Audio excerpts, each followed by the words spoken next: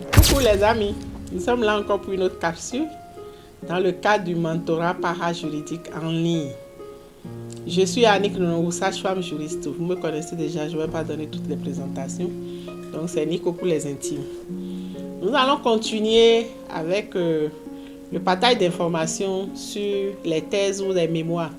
Parce que beaucoup pensent que des recherches n'ont pas été faites au Bénin sur la thématique des violences obstétricales. Par rapport au point que j'ai réalisé, il y a d'autres mémoires qui ont été réalisées au nord et même au sud. Je vais commencer par le nord du Bénin. En 2019, il y a un mémoire qui a été réalisé sinon une recherche qui a été réalisée sur les violences obstétricales dans la ville de Tangueta au Bénin. Et dans ce document, nous avons constaté que 88,84% des femmes ont subi des violences physiques. Et la majorité de ces femmes ont subi ces violences durant l'accouchement. Parce que dans les questions qui me reviennent, les sages-femmes sont fâchées. Les sages-femmes disent qu'elles ne frappent plus les femmes et qu'on dit à la télé qu'elles frappent les femmes. Il y en a encore qui continuent. On les invite à laisser. Parce que quand on frappe une femme, il y a des traces. Et les femmes aussi connaissent déjà leurs droits. Avec les classes communautaires, les dialogues communautaires, l'éducation parajuridique, les femmes commencent à connaître leurs droits et libèrent la parole. Donc quand nous allons travailler en communauté, si nous avons des informations, nous sommes obligés de vous informer en ligne. Et le travail que je fais, ce n'est pas pour le Bénin seul, c'est pour les autres pays aussi que j'accompagne, notamment les 15 pays d'Afrique francophone, dont les présidents d'associations nationales se retrouvent dans la Confédération internationale des sages-femmes.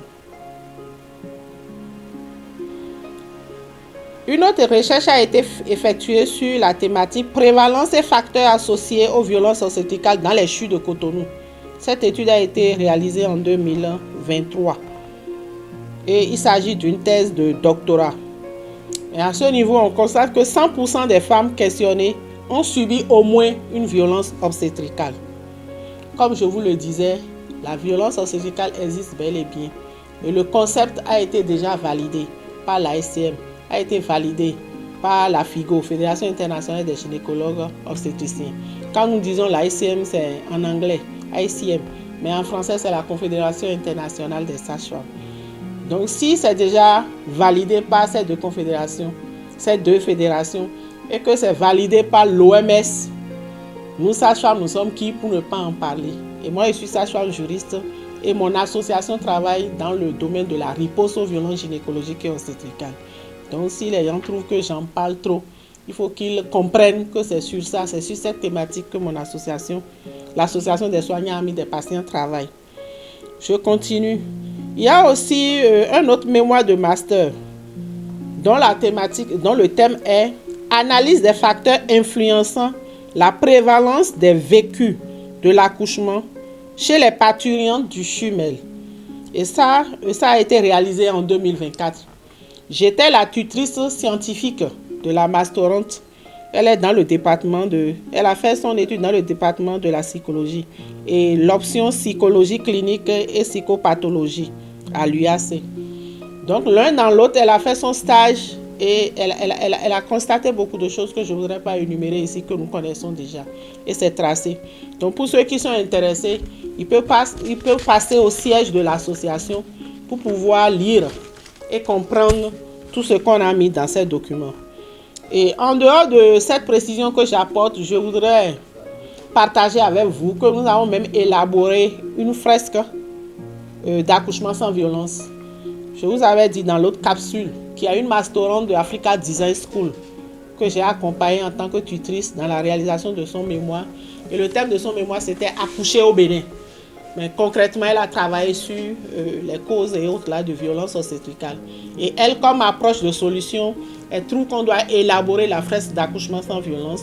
Ce qui a été fait, qui a été présenté même au niveau de Africa Design School. Et dans la pratique, moi, j'ai l'obligation d'informer les collègues sages-femmes du retour d'information. Parce que quand nous avons des masterants, des stagiaires, des gens qui viennent dans notre milieu de travail et qui finissent de faire leurs recherches, nous devons nous intéresser à qu'est-ce qui a été fait, quel est le constat, quel est l'état des lieux, qu'est-ce qu'on nous reproche, qu'est-ce qui est bien fait qu'on doit continuer, qu'est-ce qui n'est pas bien fait qu'on doit abandonner. Et par rapport aux violences obstétricales, nous savons très bien que c'est une infraction. Donc on doit arrêter de violenter les femmes durant la grossesse, durant le travail d'accouchement, durant l'accouchement et les suites de couches. Donc j'ai l'obligation de partager ces informations avec vous pour que chacun à son niveau fasse son analyse auto-personnelle, son analyse critique de sa pratique et puisse dire, bon, dans tel délai, je pourrais abandonner telle violence. Et ce n'est que comme ça qu'on pourra atteindre les objectifs. Je finirai cette capsule en vous lisant un peu ce qui ressort comme recommandation dans tous ces mémoires que j'ai utilisés, qu'il s'agisse de thèse ou de mémoires de DS ou de mémoires de CIO ou de mémoires d'autres spécialités ou même des mémoires qui ont été réalisées par les juristes.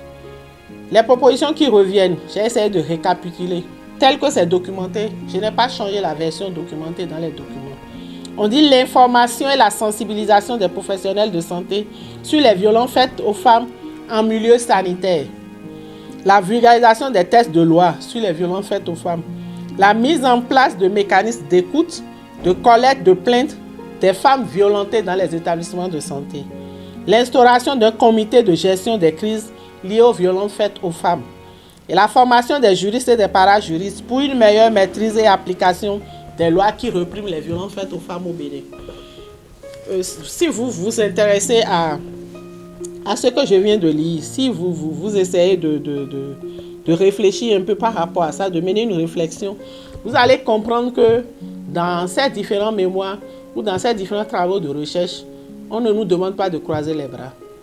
Mais le problème, sinon le dysfonctionnement qui est souvent constaté, c'est que dès que les masterants, les doctorants finissent leur étude, les mémoires sont déposées, mais personne n'a le temps d'aller les rechercher, les relire et faire le récapitulatif des recommandations ou des suggestions. Donc, dans mon association, nous avons ça comme obligation. Et par rapport aux engagements que j'ai pris en tant que sage-femme leader, identifiée par l'Organisation mondiale de la santé à Genève, et par rapport aux autres domaines d'intervention ou les parties prenantes avec lesquelles je travaille, j'ai l'obligation de partager ces informations pour qu'on soit au même niveau d'information et qu'on puisse vraiment réfléchir et savoir que faut-il faire à partir de 2027.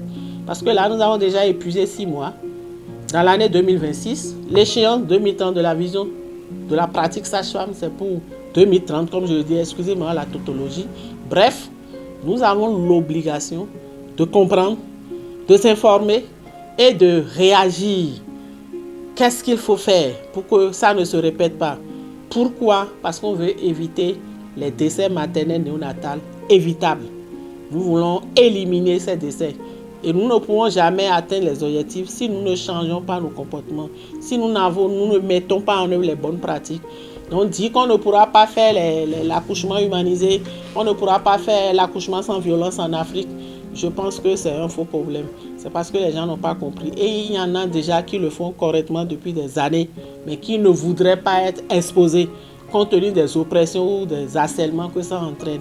Mais moi, par exemple, en tant que sage-femme juriste, quelle que soit l'oppression que je subis, quel que soit le harcèlement que je subis, le mobbing que je subis, j'ai quand même prêté serment et je suis obligé d'exercer mes missions, dont la mission parajuridique, la mission juridique, la mission éthique, la mission scientifique. Je vous remercie.